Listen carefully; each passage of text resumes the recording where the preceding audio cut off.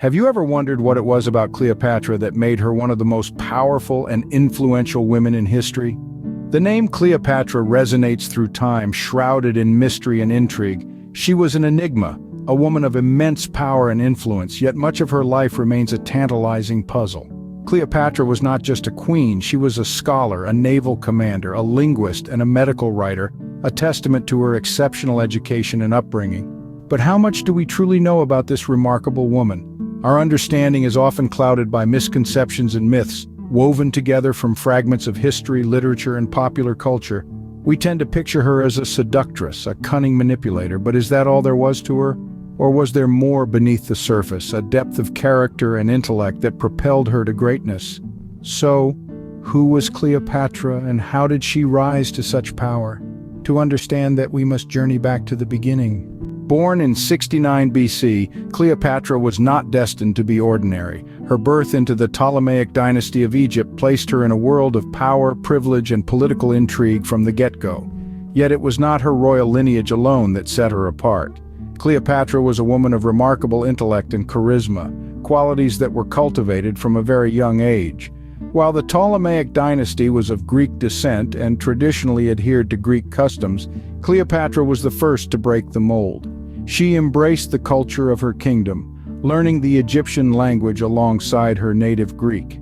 This decision to immerse herself in the culture of her subjects was not only a political move, but also a testament to her curiosity and thirst for knowledge. Her education did not stop there. Cleopatra was taught by the finest tutors in the kingdom, learning about philosophy, politics, arts, and even medicine. Unlike many of her contemporaries, she was well versed in multiple languages, including Aramaic and Ethiopian. This linguistic prowess allowed her to converse with foreign diplomats without the need for translators, a skill that no doubt played a significant role in her diplomatic successes. At the tender age of 18, Cleopatra ascended to the throne, sharing it initially with her younger brother, Ptolemy XIII. Her early years of rule were marked by a keen understanding of Egypt's political landscape and a strategic maneuvering of alliances. Cleopatra was not a puppet queen, she was a true ruler in every sense of the word, navigating the choppy waters of politics with a deft hand and a sharp mind. However, her early reign was not without its complications. The young queen soon found herself embroiled in a power struggle with her brother, a conflict that would lead to the first major crisis of her rule. But her reign was not without challenges, leading to the first major conflict of her rule.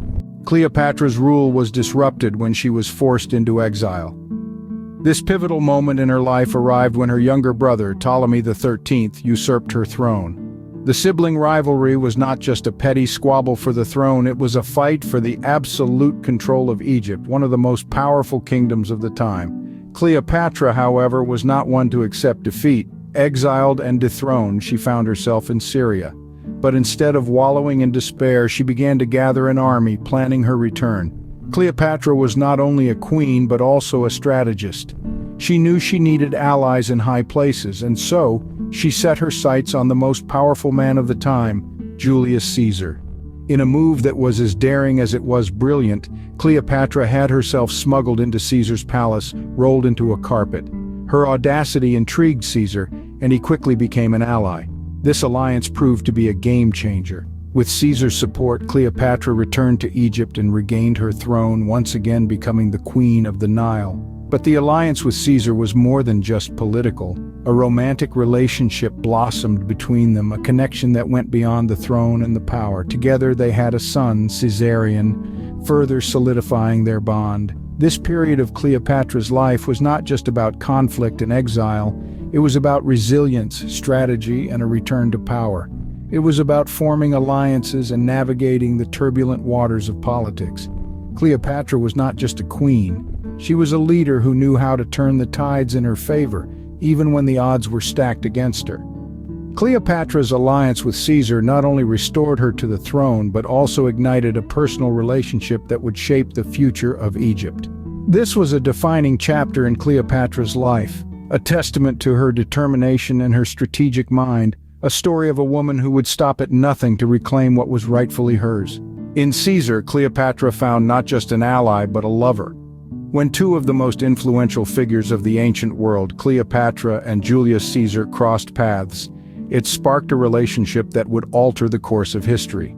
Their romance was not just a tale of passion, it was also a strategic alliance that had significant political implications. Cleopatra, the last active ruler of the Ptolemaic kingdom of Egypt, was a woman of immense charm and intelligence.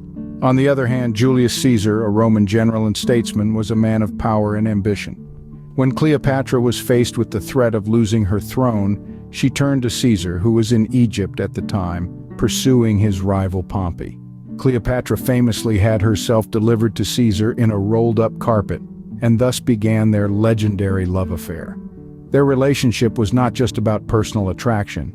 It was a calculated move by Cleopatra to secure her throne and by Caesar to gain a foothold in Egypt. This alliance was a win-win situation for both parties. For Cleopatra, it meant the backing of Rome, the most powerful empire of the time. For Caesar, it meant access to Egypt's wealth, and more importantly, its grain, which was crucial to feed Rome's growing population. The birth of their son, Caesarion, or Little Caesar, further cemented their bond. Cleopatra's position was significantly strengthened, and she was able to reclaim her throne. She even accompanied Caesar back to Rome and lived in his villa during her stay, a testament to the depth of their relationship. But despite their love and shared interests, their union was not destined to last.